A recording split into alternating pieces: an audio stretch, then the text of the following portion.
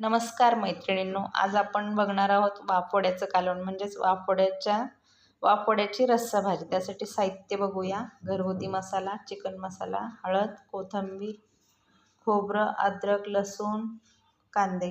इथे हिरवी मिरची, लसूण घेतलाय, भिजवलेली चणा डाळ घेतली आहे। इथे मी सगळं भाजून घेतलंय मसाला, त्याच्यात एक टोमॅटो पण भाजून घेतलाय। जाडसर अशी डाळ वाटून घेतली चण्याची भिजवलेली। त्याच्यात आपण जाडसर वाटलेली मिरची, त्याच्यानंतर हळद,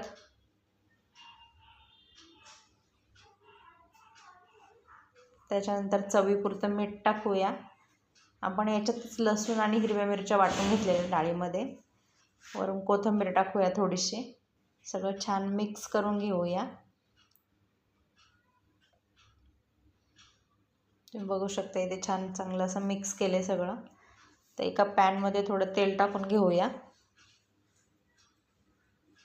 तेल चांगलं गरम झालं, पॅन चांगला गरम झाला की आपण त्याच्यात वडे टाकून घेऊया।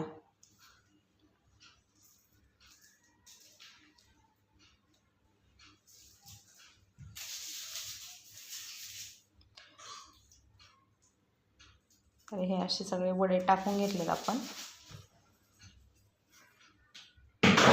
आता हे 2 मिनिटांनी थोडेसे पलटी करून घ्यायचे, खरपूस असे भाजून घ्यायचे। ते वाफेवर पटकन शिजतात, अगदी 2 ते 3 मिनिटात ते वडे शिजून तयार होतात, म्हणूनच त्याला वाफवडा असं बोलतात।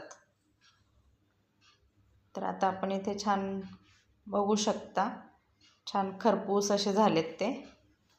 तर आपण आता काढून घेऊया। आता बघूया फोडणी। तर 2 चमचे तेल टाकले मी कढईमध्ये। तेल चांगलं गरम झालं की राई टाकूया।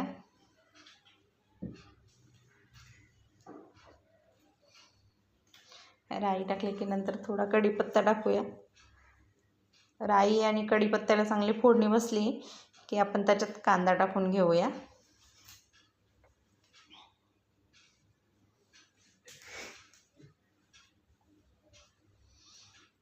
कांदा चांगला परतून घेऊया। त्याच्यानंतर सगळे मसाले त्याच्यात टाकून छान असं मिक्स करून घेऊया।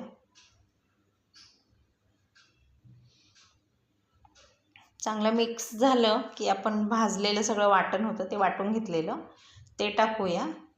कांदा, खोबरं, लसूण वगैरे सगळं असं वाटून घेतलेलं ते टाकून छान असं परतून घेऊया। तुम्ही बघू शकता कलर किती छान आलाय। असं 2 मिनिटं परतून घेऊया। जास्त परतायची गरज नाही, कारण आपण भाजलेला आहे सगळा मसाला ऑलरेडी। त्याच्यानंतर 2 मिनिटं चांगलं परतून झालं की आपण पाणी टाकूया।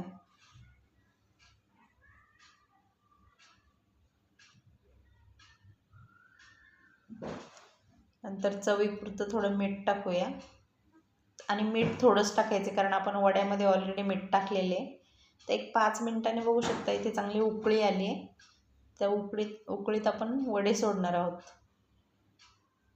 असे सगळे वडे टाकून घेऊयात। 5 ते 10 मिनिटं छान परत चांगला कड येऊन द्यायचं आहे, म्हणजेच उकळी चांगली येऊन द्यायची परत।